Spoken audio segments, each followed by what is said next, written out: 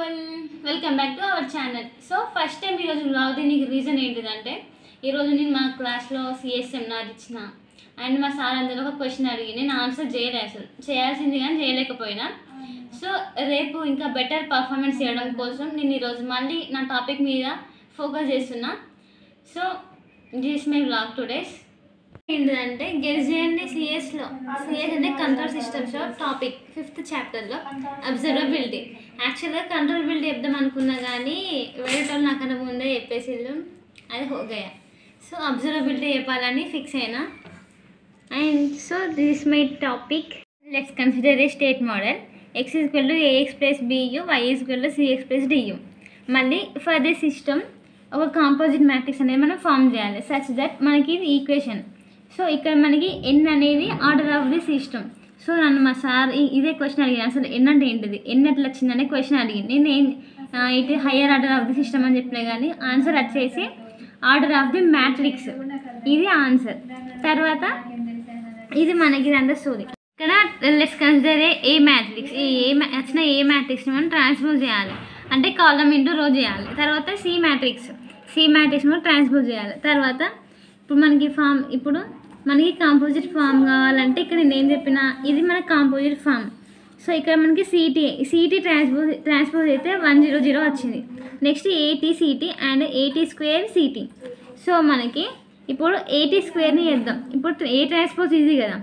So ఈ ఏ ట్రాన్స్పోజ్ని మళ్ళీ multiplication చేయాలి విత్ ఏ చేస్తే 0 × 0 ఇట్లా రో ఇంటూ కాలం చేస్తే మనకి ఇది వచ్చింది. అండ్ నెక్స్ట్ ఇప్పుడు AT × CT అంటే A transpose into C transpose. అంటే ఇప్పుడు మనకి ఏ ట్రాన్స్పోజ్ ఏంటిది ఇది, అండ్ నెక్స్ట్ సి ట్రాన్స్పోజ్ ఏంటిది మనకి ఇది కదా. సో దీన్ని ఇంటూ దీన్ని మనం మల్టిప్లికేషన్ చేస్తే 0 0 1 వచ్చింది కదా. So like that. తర్వాత AT² × CT మనకి AT² ఏమొచ్చింది ఇది 0 6 - 4 సో ఆన్. అండ్ CT కూడా మనకి ఉంది ఆల్రెడీ. సో మనకి దీన్ని ఈ బోత్ మ్యాట్రిక్స్ని మనం మల్టిప్లికేషన్ చేస్తే మనకి 0 2 - 2 అనేది వస్తుంది. తర్వాత మనకి వచ్చిన ప్రతి ఒక్క దాన్ని కాంపోజిట్ మ్యాట్రిక్స్ ఆ ఫామ్లో మనం బిల్డ్ చేసుకోవాలి. ఇప్పుడు మనకి ఫస్ట్ CT ఉంది కాంపోజిట్ ఫామ్లో. CT ఏంటిది 1 0 0. అండ్ నెక్స్ట్ AT CT ఏమొచ్చింది 0 0 1. అండ్ నెక్స్ట్ AT² CT ఎంత వచ్చింది 0 2 - 3 కదా. సో ఇక్కడ మనం ఈ కాంపోజిట్ ఫామ్లో మనం చేసినాక దీని యొక్క డెట్ అనేది ఫైండ్ అవుట్ చేయాలి. దీని డెట్ ఫైండ్ అవుట్ చేస్తే మనకి డెట్ అనేది నాన్ జీరో రావాలి. నాన్ జీరో వచ్చినప్పుడు మనకి ఈ స్టేట్ సిస్టమ్ అనేది కంప్లీట్లీ అబ్జర్వబుల్ అవుతుంది. సో మనకి డిటర్మిన్ చేస్తే ఇక్కడ ఆల్రెడీ మనకు 2 zeros ఉన్నాయి కాబట్టి దీంతో నథింగ్ అసలు. సో మనకి డెట్ అనేది ఇప్పుడు ఎట్లా ఫైండ్ అవుట్ చేయొచ్చు మనం 1 ఇంటూ ఇక్కడ మనకి సో ఇట్లా ఇది 0 అవుతుంది. ఇక్కడ ఇది 2 అంటే మనకి డెట్ = 2 వచ్చింది. అంటే it is a non zero, అంటే the system is completely observable. And తర్వాత మనకి ర్యాంక్ ఆఫ్ ది సిస్టమ్ కూడా 3 వచ్చింది. సో ఇది నా సెమినార్ టాపిక్.